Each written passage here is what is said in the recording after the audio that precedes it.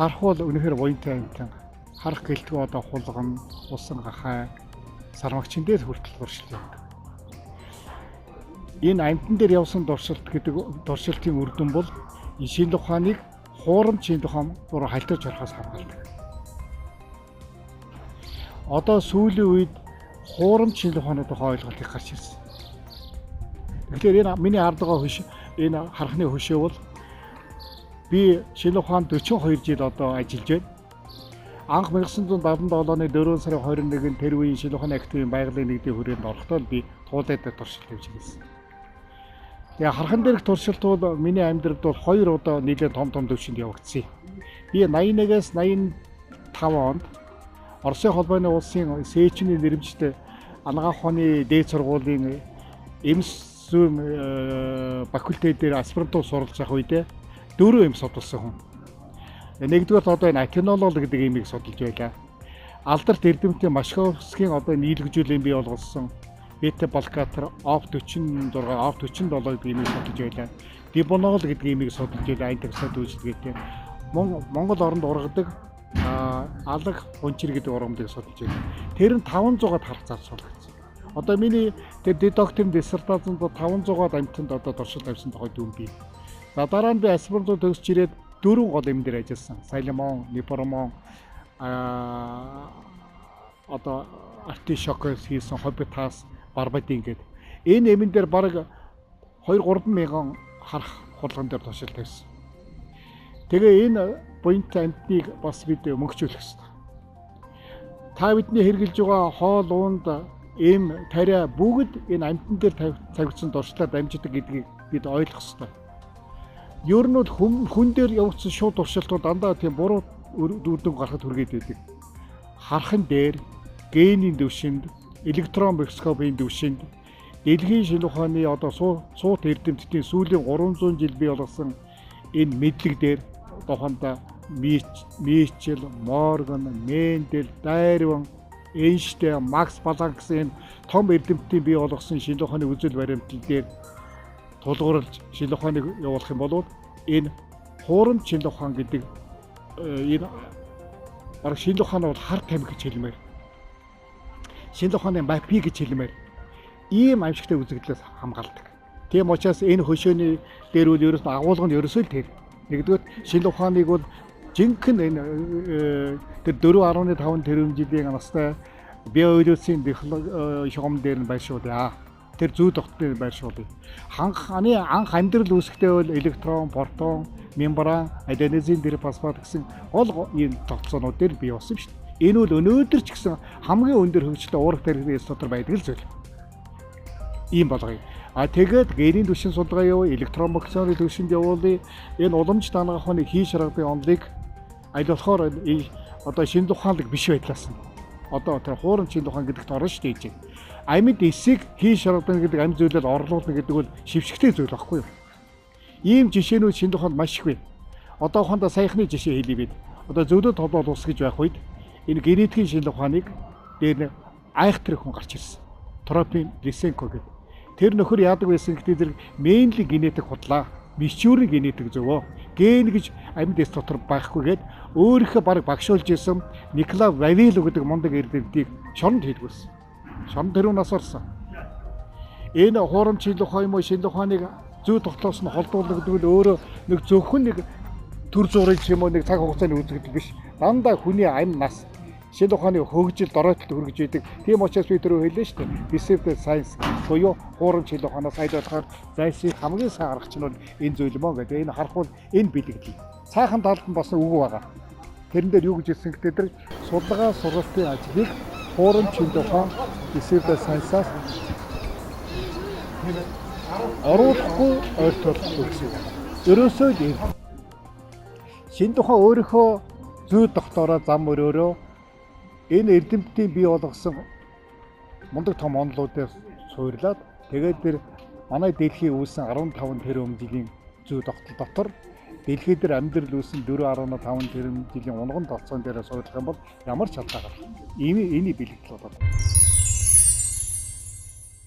Хүний үед хий шаргал байна гэдэг энэ анагаахын 12 сургуулийн чи 11-ний юм бичиж зааж байна. Хүний үед байгаа хий шаргалыг оншилж байгаа гэж энэ уламжлалт хангаа охин 2-300 эмэгтэй юм хийж байна. Юу ч болоогүй шиг байна. Энийг хэлэх цаг болсон. Энийг л учир мэддэг хүмүүсүүд л миний хийсүүг нь орно. Намайг зөвшөөрнө. Зүгээр хуурамч шинжлэх ухаан бол яадаг вэ зэрэг дандаа шинжлэх ухааны үнэн бодитоноос зайлс хийдэг. Мөнгө хэмндэг, цаг хэмндэг, хүнийг одоо худлаа төөргөд оруулдаг. Тэгээ одоо бизнест бол бас ашигтай байж магадгүй төр зур. Ийм учраас бол тэр талыг барьдаг хүмүүсүүд би Монгол улсад байгаа. Тэдвэл миний ярилцлагатай дургүй л байх баг. Тэгэхдээ та дуртайч дургүйч та бид шинэ ухаанаар бүрдэж явсан. Энэ чинь нэг цаг үйл яригдана. Энийг ярьдаг цагийг би одоо эхлүүлж байна. Би хэлээд шүү дээ. Энэ шинэ ухаанд хар тамхи гэж. Бид хар тамхи хүний эрхийн зөрчилтөд үе загвар тэмцдэг үст. Тэгээ одоо шинэ ухаан чи ийм байдлаар үсчээд байхад энэ шинэ ухаан академи, энэ анагаахны академи, энэ том сургуулиуд одоо бодох цаг болсон шинэ ухааны яам. Би харин эхлээд тавилаа шүү дээ. Би одоо ийм хөдөлгөөн өрнүүлэх гэж шүү дээ. Тэ? Энэ чи хэрв хэн нэгэн хоёрыг санаачиж хөрнүүлэхгүй бол энэ чинь ийм байдалтайгаа 20-30 жил болох юм бол гадаадын том шинэ ухааны эрдэмтдүүд элэг дог болно шүү дээ. Айл язуур гадаадын эрдэмтчин биологи анагаахны салбартууд дээр эрүүл, эмгэг, өвчин онцлогоон дээр шинэ ухааны зам мөрөөр яваад эхэлсэн шүү дээ. Бүх өмнөд талын шинэ ухааны одоо буруу төөрөгдөл яг нь буруу төөрөгдөл бас байж болдог. Тэгэхээр хуурамч шинэ ухаан гэдэг чинь юу гэсэн үг вэ зэрэг өөрийгөө албан ёсны шинэ ухаантай зэрэгцүүл тавиад сөргөж зүйлээд би тэднээс хайгүй илүү гэж ярьдаг л хэлж байгаа. Тэрнээс биш би энэ хуурамч шинэ ухаан юм дотор бол хүмүүсийн зан үйлийг хэлээгүй. Хүн бурханд мөргөх, уул аваагаа дахих энэ бол тустай. Энэ бол Монголын ард түмний зан жаншил. Хуурамч шинэ ухаан гэдэг нь албан ёсны шинэ ухааны эсрэг яг тэрнтэй сөргөлдүүлж бүр тэрийг няцааж түүнийг эсэргүүцүүлж түүнийг бүр доош нь одоо унгаж өөрийгөө гаргаж ирдэг тэр аимшигтай хандлагыг хэлээд нь шүү дээ. Би одоо зөндөө олон ном бичсэн хүн. Манай энэ шинэ анагаахны сургуульд бол уламжлалт анагаах ухааныг орчин цагийн анагаах ухаантай ЭНС мэдгээр холбоод тэгээд аль болохоор энэ хуурамч шинэ ухаанаас орчин цагийн анагаах ухааны оролцоотойгоор үн төрөлхтний шинэ мэдлэгийн оролцоотойгоор уламжлалт анагаах ухааны үзэл баримтлалыг хуурамч шинэ ухаанаар хальтархаас сэргийлэх болгоомжлох үүднээс би интегратив анагаах ухааны анги нэг хүсэлтийг боловсрол шинэ ухааны яам эрүүлэмийн яамд сүүлийн 5 жилд маш олон удаа тавьсан. Хинч дэмждэг байхгүй. Би дэмжижгүй байгаагийн учрыг мэдэхгүй. Би вакцин хийгээд байна шүү дээ. Болохгүй шүү гэд. Гэхдээ энэ дээр нэг юм байгаа. Ингэснээр би уламжлалт анагаах ухааны ач холбогдыг огтж үгүйсгээгүй. Тэр тухайн үед мундаг шинэ ухаан байсан. Одоо дахиад шинэ ухааныхаа мэдлэгийн сэлбэлтийг орчин цагийн анагаах ухаан, молекул биологи, генетик, энзим анагаах ухаан тэр 4.5 тэрбум жилийн түүхтэй энэ эсийн тухай үзэл баримтал тэгээд сүүлийн 300 жил хүндрэлтний том сууд мэрэгдийн бий болсон мэдлэгээр дахин шүүнийгээ баяжуулж, дахин тавилт хийж, дахин эргэж харж ингэхгүй бол одоо 21-р зуунд ийм баяж явж ийн гэдэг бол үнэхээр гутамшигтай. Манай сургуульд бол эхлээд яадаг хөтэ зэрэг 2 дахь курс хүртэл юм уу 3 дахь курс хүртэл эхлээд уламжлалт анагаах ухааны дөрөвс штанга хэрэг даягаад эртний сонгодог судраас нь яг байхаар зааж. Зэрэгцүүлээд орчин цагийн анагаах ухааны биологийн хичээл зааж. Дараа нь 4 дахь курсээс нь за одоо жинхэнэ нөгөө хуурамч шинэ ухаанаар хальтарч болохын тулд шинэ мэдлэгээр дахиад заадаг. Ингэж оюутныгаа 3 дахин чадвар. Тэгээд оюутны 50 дахь 3 одоо мэдлэгийн шалгуур үзүүлэх гэж байдаг. Оюутан бол хичээл суудаг, дадлага ажил хийдэг, ном унших байхын хажуугаар өөрийн үзэл баримттай гэсэн. Өөрөөр хэлбэл хий шаргатын хүний үед байдгүй гэдгийг 4 дахь курсээс эхлээл өөрийнхөө уурах тарихнаас мэдлэгийн одоо сангаасаа бол зайлуулсан байна. Ганцхан юм хэлье. Одоо шинжлэх ухаанчаар хандаа сургуулиуд байна. Хуурамч шинжлэх ухаан заадаг сургуулиудтайгаа ажиллана. Харин тэр жинхэнэ шинжлэх ухааныг ярьдаг сургуулиудад дэмж. Энэ бол зөв зүйл. Ерөөсөө анагаахын сургуулийн захирлууд ч ямар сургуулийн захирал ба ерөөсөө ганцхан юм болж байна. Энэ сургуулийн сургалт хөтөлбөр нь ямар байна? Хөтөлбөр дотор хуурамч шинжлэх ухааны элементүүд яг хар тамхи руугаа адил вирус микробоор адил шуургалан орж ирэх вэ гэдгээс л маш сайн сэргийлсэн.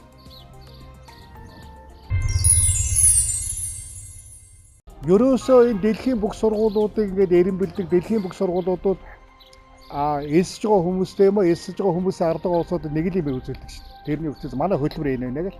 Хөтөлбөр гэдэг чинь одоо хуучнаар бол Монгол Ардын хувьсгалын програм байхгүй.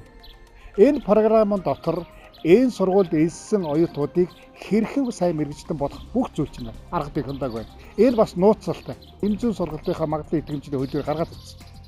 Одоо бий болгоцсон. Тэгээ оюуны өвчийн газар хандсан байгаа. Оюуны өвчийн. Орчин цагийн анагаахын 3 дахь хүртэл мөртлөө бас хөлбөр бичсэн. Би бол энэ хөлбөрүүдийг наандад 50 жилийн настай. Манай сургуулийн эрдэмтдээс өөр энийг хийж чадах юм байхгүй. Бид яг сая хэллээ шүү дээ. Шинэ ухааны нөгөө толгой мэдлэг дээр нь одоо унган тогтолцоон дээр нь тавьсан. 50 жилийн нас. Тэгээ оюуны өвчийн нас. За ер нь Монголд их сургуулиудын олон багх болсон. Бодолд анагаахаар 12 хэл болсон. Тэгэхээр сургуулиудын ялгадах онцлог сайн чанарнууд хөтөлбөрөөрөө л хөтөлбөр гэдэг бол том бодлогын баримт. Технологийн том шугам нэгдүгээр. Хоёрдугаар энэ хөтөлбөрийг хийж ийлэх маш чадварлаг багш нар авах хэрэгтэй. Энэ хөтөлбөр чинь хэрэв маш чадварлаг багш наргүй байх юм бол зүгээр цаас болж явна. Тийм учраас энэ жилд биднээс хэд хэдэн шинэ зүйл хийсэн. Нэгдүгээр сургуулийнхаа дэргэд нэрт эрдэмтэн Жамигийн боловсроор ахлуулсан шинэ анагаахын антропологи хүрээлэг байгуулсан. Одоо энэ 2 дахь давхар бидний хүрээлэн ажиллаж байна. 2 дугаар 20 багшийг Оросын холбооны улсын Москва, Оросын холбооны улсын Новосибирск, одоо энэ 7 хоногт би дахиад явна 2 дахь удаагаар. Оросын холбооны улсын Улаанүд өнөөдөр 3 залуу эрдэмтэн маань одоо замдаа явж байгаа автобусаар сая би холбогдсон. За Москвагийн эрдэмтэд өчигдөр ирсэн. Энэ миний ном Оросын холбооны улсын Урус Сайенс гэдэг хэвлэлийн газар дээр хэвлэгдсэн. Энэ номыг маань өнөө өглөө авчирч өглөө. Энэ ном одоо Оросын холбооны улсын бүх номын холбогдлолтой мэдээлэл сан дотор байшчаад өнөөдөр би өглөө харлаа. Миний ном байж хажууд нь клинический фармакологи гэдэг бас хүний ном байж бас медицинский психометри гэх бас тийм ном явж ийлээ. Ер нь бол дэлхийн том хэвлэлийн газрууд бол ингээд үнэгээр хэвлээд тэгээ захиалгаар хэвлэдэг. Тэрнээс баахан номнуудыг зэрэг гаргадаг. Одоо анхных нь энэ номны 100 захиалга ирсэн байна. Ламбарт бас тийм. Өөрөөр зохиогчдын зөвлөлдөөд тэгээд номын үнэгээ хэвлж байгаа тань үнтэйгээр зарж өөрөө орлого цуглуулдаг. Оросын холбооны улс бол харин яг эхнийхээ борлуулалтаас 1% зохиогчд өгнө. Дараагийнхаас бол 10% өгнө гэдээ бас намайг дэмжсэн юм хийсэн л байл. Энэ номон дотор тэр чигээрээ энэ хэрхэн хийж шаргадын онолын учрыг олох вэ? Хэрхэн хийж шаргадын онолын утга учрыг Карл Линнийн онол, Чарльз Дарвины онол, Менделийн онол, Морганы онол, Альберт Эйнштейний харьцан онол, Макс Планкийн квантын онолтой холбож ойлгох вэ? Тэгээд энэ номын 174 дахь хуудсан дээр одоо тэр нэг дотроо хийж байгуулсан хуурамч артефакт үний тухай үргэлж бий бичсэн. Ийм зүйлүүд байгаа.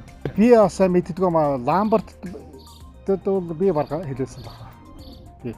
Оросын холбооны улс юм уу зөвлөд болоод улсад би их олон хэвлэгдсэн номыг үзээгүй. Чулууны даалаа гэдэг хүний нэг Йоан Гүрэн гэсэн ном Орос дээр хэвлэгдсэнийг би нэг 80-аад оноо үзэж ирсэн. Ямар сайхан хэмдэ. Ямар хуйзайтай сайхан эрдэмтдээ гэж бодож ил байсан. Тэгээд би өөрийнхөө номыг ингээд энэ Оросын холбооны улсын Урус Сайенс хэвлэгдчихэд байгааг нь одоо би яг энэ номыг алган дээр тавь нэг цаг ч удаагүй. Хав аршаа гэдэг энэ аршаанаар хүнийг эмчлэх онол ойлголт бол бүр 3,000 жил байдаг. Тэгсэн мөртөө хэрэглээд байдаг, шавар тавиад байдаг, аршаанд оруулаад байдаг. Ерөөсөө энэний шинэ ухааны үндэс нь юу юм? Мөн чанар юу юм гэдэг нэг ч хариулж чаддаггүй байсан. Өөрөөр тэгээ хариулж чадахгүй байх тусмаа л тэр одоо хуурамч шинэ ухаан юм уу? Буюу тэр шинэ ухааны эсрэг л тийм тайлбарт орно шүү дээ. Тэгээ биднээс яасан гэдэг зэрэг ноёдны би Оросын холбооны улсын улаан хөт явж байгаад тэр хүрээлэнгийн микробиологийн одоо лабораторид энэ халуун аршаан дотор одоогоос 4.5 тэрбум жилийн өмнө бий болсон циан бактерийг одоо нэмэх 100 градус, нэмэх 120 градус хүртэл амьдарч чаддаг микроорганизм олсон тухай судалгааны материалтай ороод лабораторид танилцаад тэгээ шууд хамтарч ийлээ гэсэн. Одоо халуун аршааны утга учир одоо ойлгогдож байна гэсэн шүү дээ.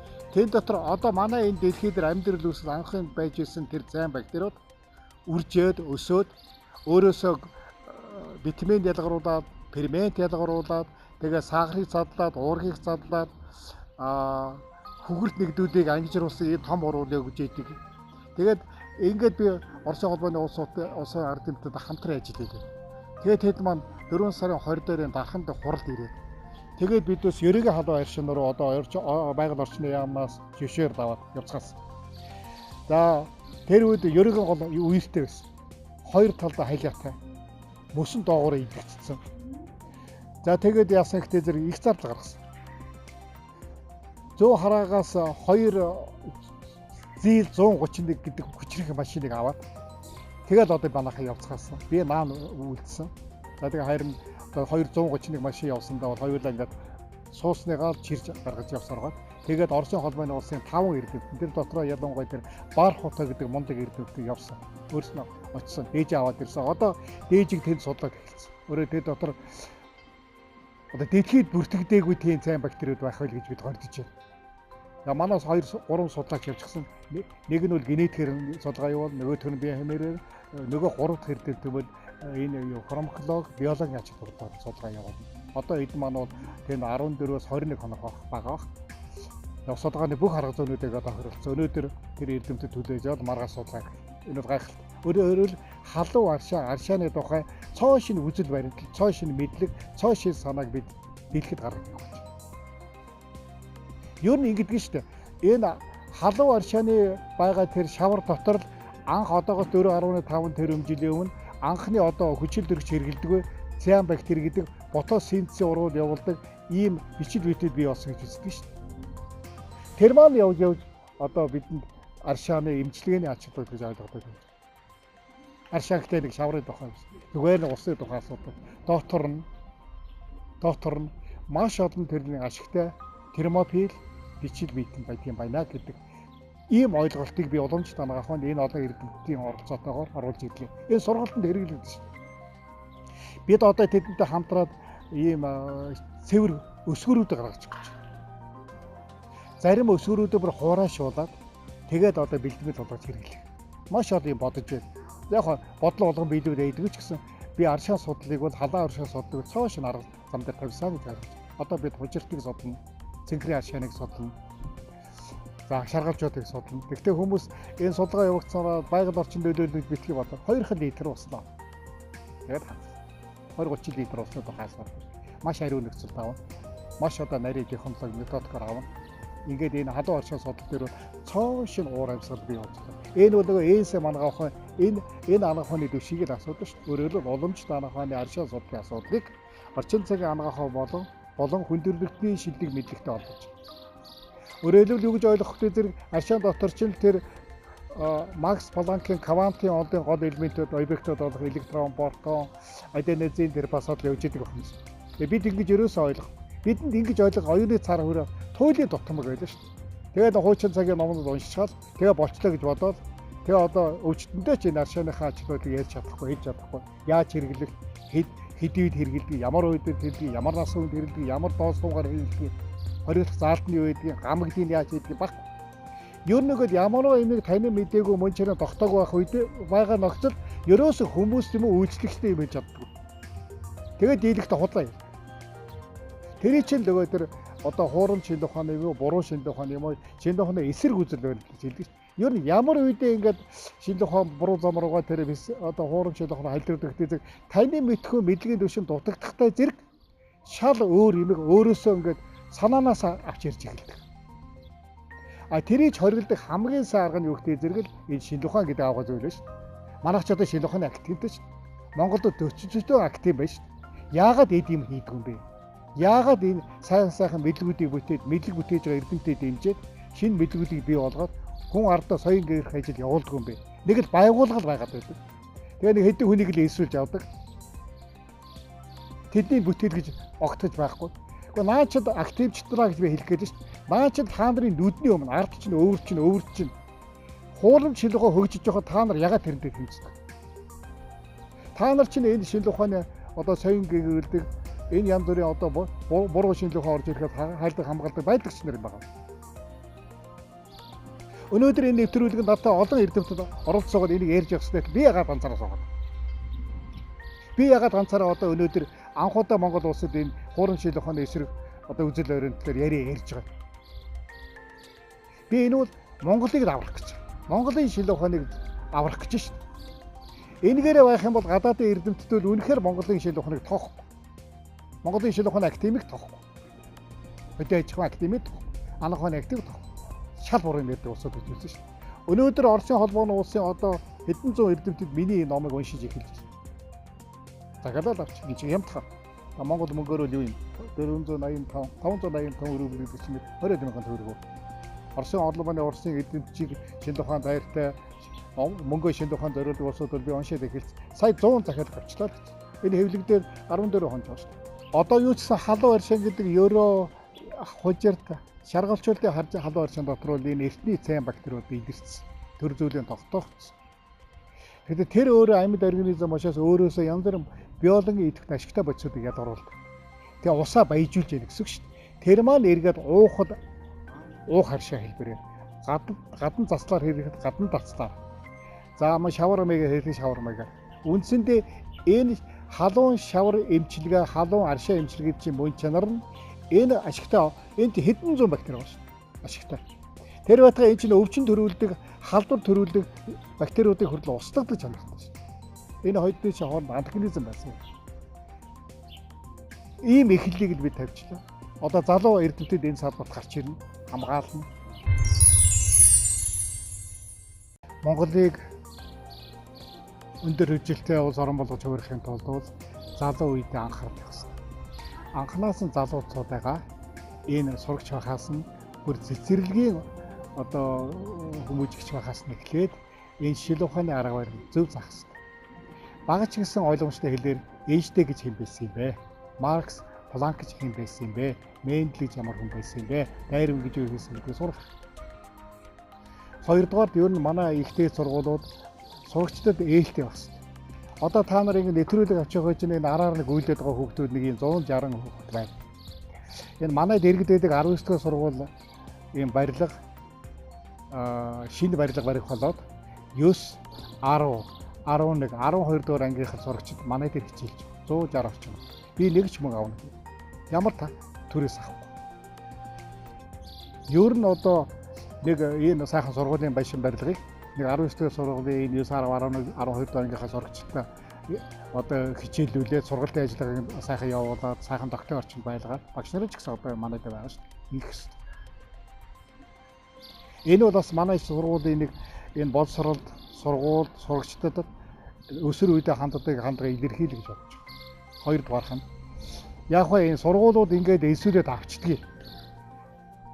Манаас элсэгч болон эцэгчүүд бол сургуулийн энэ шинэ ухаанч сургууль эсвэл амбаг гişэ хэлээд байгаа тэр хуурам шинэ ухаан бас холилдсон сургуулийг ялгаж санах хэрэгтэй.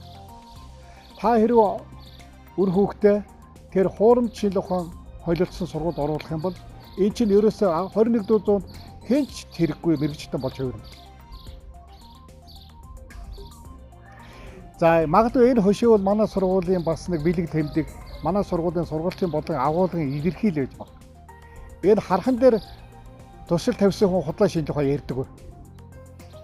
Худлаа шинж ухаан яриаггүй бол тэр хуурам шинж ухааныг судалгаа сургалтанд нэвтрүүлэх бүх үүд хаалгыг хаачдаг. Ийм сургууль жинхэнэ 21 зорилгын мэргэжлийг бэлдэнэ. Энэ бол амаргүй ажил. Маш төвөгтэй ажил.